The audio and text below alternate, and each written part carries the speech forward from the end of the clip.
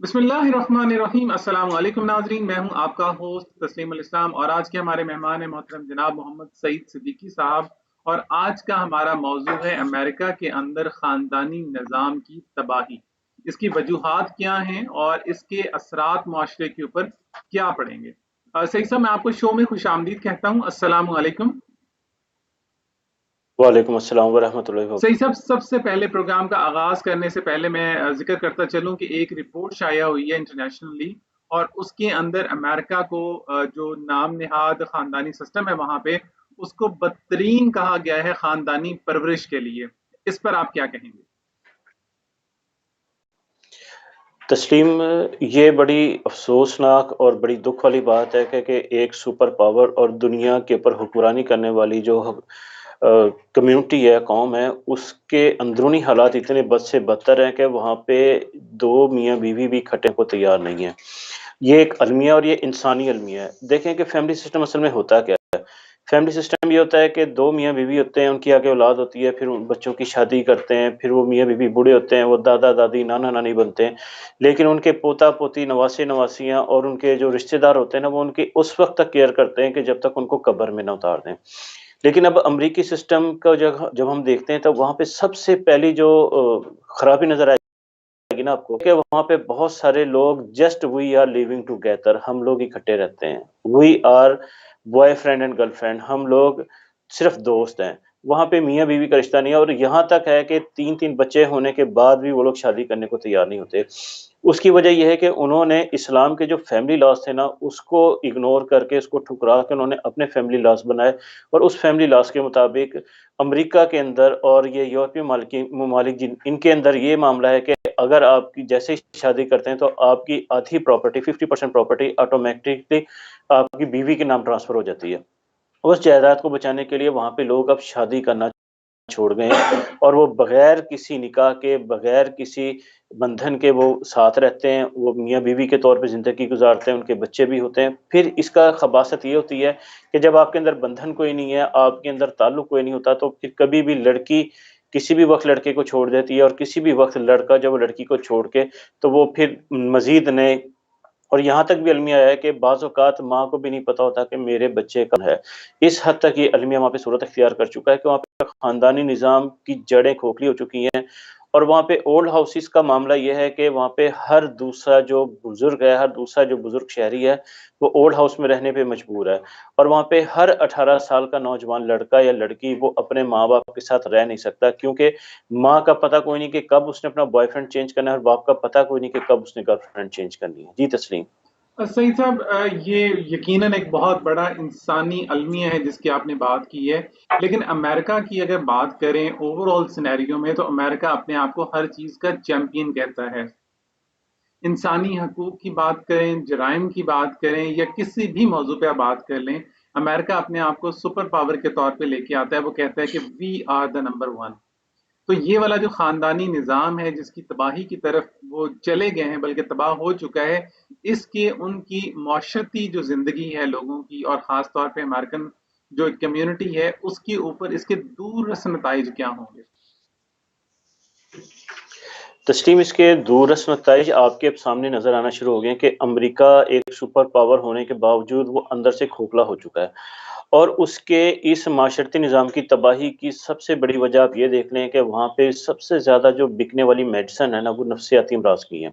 वहाँ पे सबसे महँगा डॉक्टर आज भी अमेरिका में अगर आपको मिलेगा तो नफ्सियाती अमराज़ का मिलेगा। आपको हार्ट डॉक्टर, आपको स्टोमिक और आपको किडनी जो स्पेशलिस्ट हैं, वो बड़े सस्ते मिल जाते हैं। लेकिन वहाँ पे जो सबसे महँगी जो दवाइयाँ हैं, वो आपको नफ्सियात की मिलेंगी, दिमागी अमराज़ की मिलेंगी।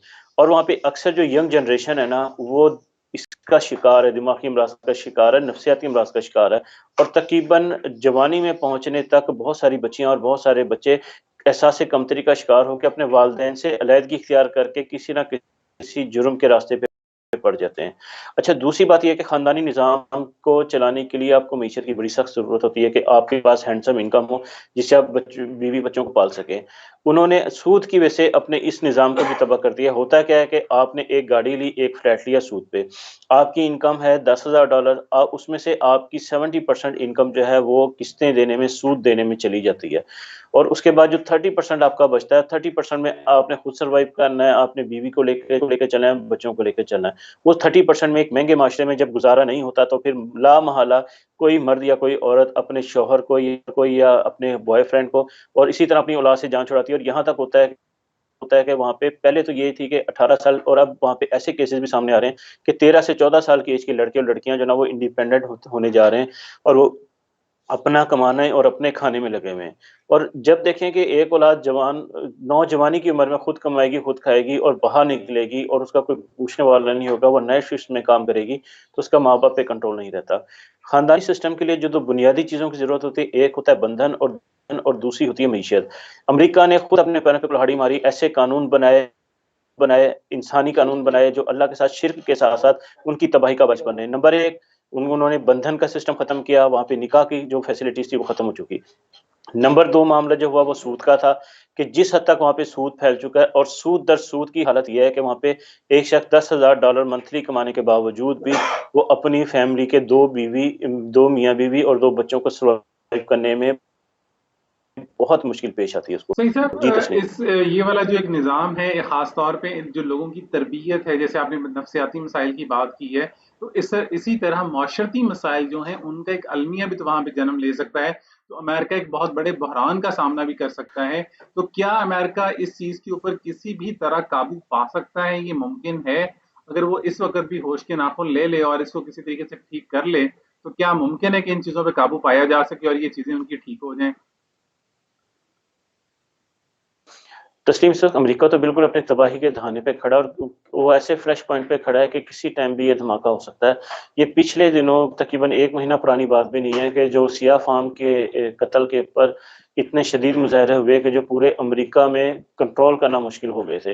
یہ اسی چیز کی آپ کو نشانی بتا رہی ہے کہ امریکہ فریش پوائنٹ پہ کھڑا ہے۔